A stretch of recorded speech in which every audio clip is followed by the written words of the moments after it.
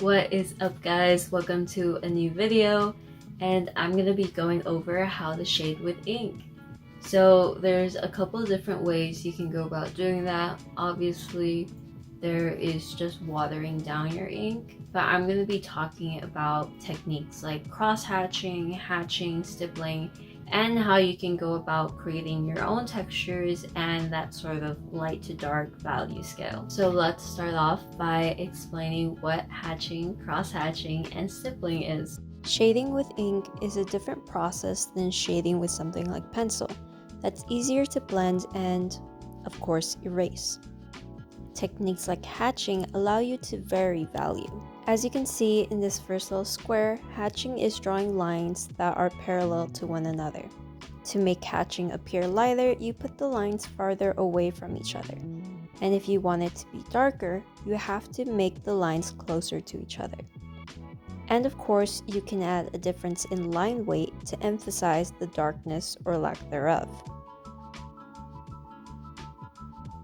Now, the line weight, aka how thick or thin a line is, will also make the line appear lighter or darker. A thin line is light and a thick line is dark. While you can use line weight in combination with these techniques, you can also use it separately to indicate where there would be a shadow and create visual interest. In this part beneath the strip, you can see how changing up the line weight can make it darker or lighter. Now, cross-hatching is very similar, except where hatching involves parallel lines. You add in lines going the opposite direction to deepen the value.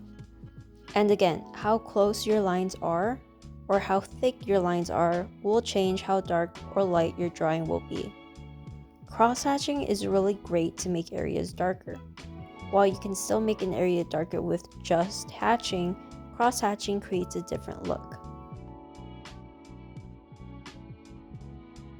And with cross-hatching, you can continue to overlap the lines to deepen the value, in addition to making lines thicker or closer together.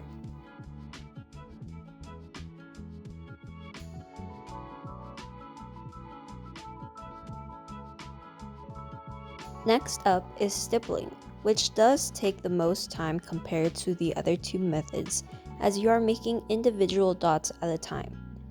Of course, there are ways to speed this up, like special pens that allow you to make multiple dots within seconds. I personally still enjoy placing individual dots and having that control.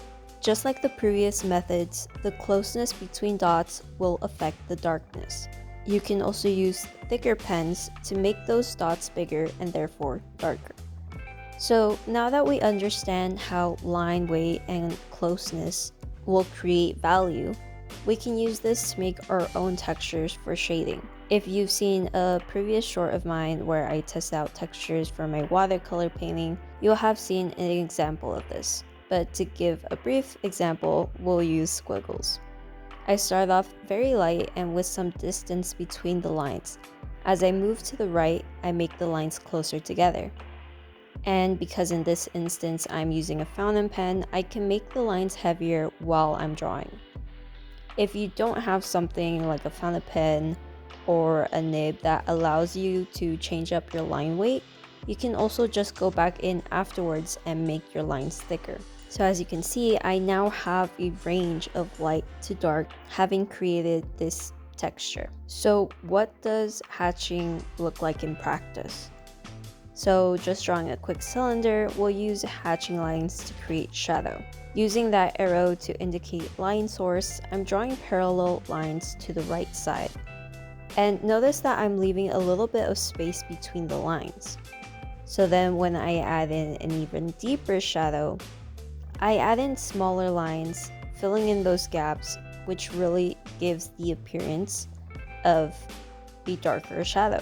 Now, hatching doesn't have to just be straight lines. There is also contour hatching, meaning the lines follow the shape of whatever you're shading. So for this circle, I'm rounding the lines, following the form of the circle, imagining it as a three-dimensional sphere. And again, we have the same concept with stippling. I actually have this sphere that I drew a while back, so I'll be using this as an example. So in the highlight, I leave some white space, which is then followed by some pretty small dots that are spread out, which I then start grouping the dots together, and this of course will make it appear darker. However, I then start using a thicker pen. So while the dots are still close together like they were in the section before, I start getting some more intense shadows because I am using a thicker pen, which creates thicker dots. And you can really see that difference that line weight makes. So this is the test strip I mentioned earlier. While some of these strips are very straightforward, the rest are inspired by real objects like fabric folds, clouds, moon craters, fur, and flowers. And it's really important to consider these forms as three-dimensional. Even if you're just using something like hatching where you have parallel lines, the placement of the lines should make sense with each other. So, onto an example. I'll be using this picture of the flower as reference and going through what my process typically is. So I personally like starting off with a thin outline, which helps me establish the shape that I want and some general details, while still giving me a chance to go back in and thicken those lines if I want to, or blend those lines with whatever shading technique I plan to use. When it comes to choosing a method, I'll change it up depending on the look I want or the object that I'm shading. If I'm doing fabric, I might be more likely to do contour hatching because I really want to emphasize the curves of the fabric. And if I'm shading a floor, I may just keep it simple with hatching because it's a flat surface, so it's really up to you. In this case, I'm doing contour lines because I want to emphasize the natural form of the flower. And you can see how I changed the direction of those lines depending on the section of flower I'm working on. And I do this because I'm taking into account that this is a three-dimensional object and I want to be able to recreate that. That being said, if you want to keep something simple and a bit more flat, you can also do that. So a brief break from the flower, we have this drawing I made, where instead of following the dimensions of the face, I keep the lines straight. Of course, I'm still following a light source, still placing shadows where they should be, but I'm taking some of that realism that contour lines might have given me away. Anyways, back to the flower. I continue adding hatching lines wherever I feel is necessary, and a lot of that is decided on where I want to emphasize value or form. And I also go back in areas and add some more hatching lines to also emphasize that shadow. And again, I'm keeping my lines somewhat curved, trying to follow along to what this flower would feel like if I was actually holding it. So a lot of that is also just adding hatching lines where the flower would naturally curve, as well as in the shadows.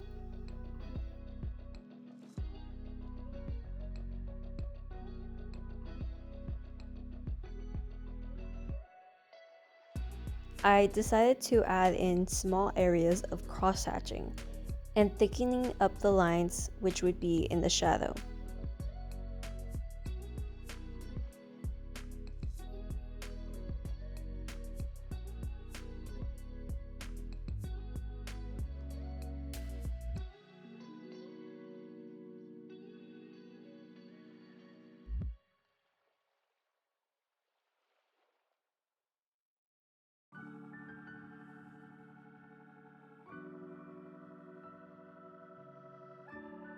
Now for the center bit of the flower, I went with stippling instead because I wanted it to resemble the natural texture.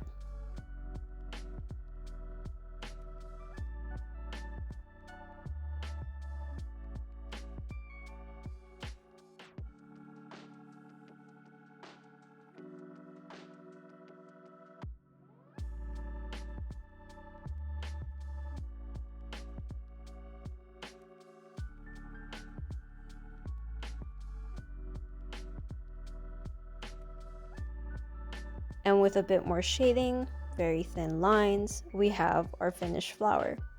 Now, if you want to see some more examples on how this might look, I'll go over some of my previous ink drawings. First up is this quick study that I did a while back of Peter Rubens' Venus and Adonis.